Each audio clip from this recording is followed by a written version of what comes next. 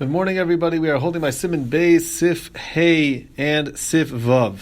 So in Sif Hey, the Kitzur Shulchan Aruch says that before you wash your hands in the morning, you got to be careful not to touch certain areas of your body.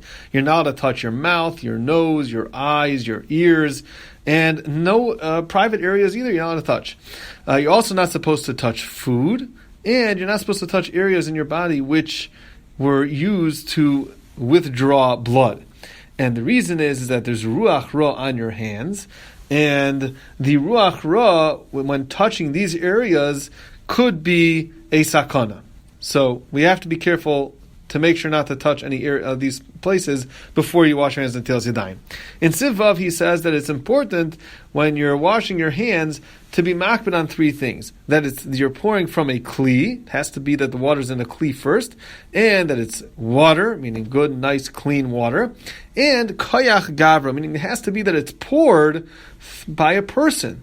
Person is the one that has to be pouring the water, not that just the water is sitting there and you're washing your hands that way. Or if, let's say, the sink is on already and you're just sticking your hands under the sink. That is no good.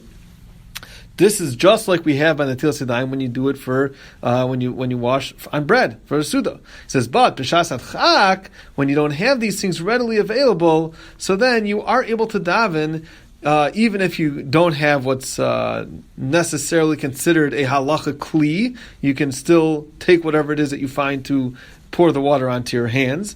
And if the water's not so clean, and even if it's not through kayach gav, even if the person's not actually pouring it onto his hands, that's also okay, b'shas adchak, and he could make the bracha of al netilas yadayim. Now, if he has a river, if there's a river there, then it's better for him to dip his hands into the river 3 times instead of doing the netilas yadayim, or even into the snow.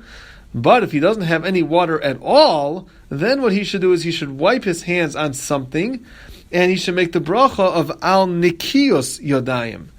And that is good enough for tefillah. And then later in the day, when he's able to get his hands on some water and proper kalim, then he should wash his hands again properly, but at that point he should not make the bracha.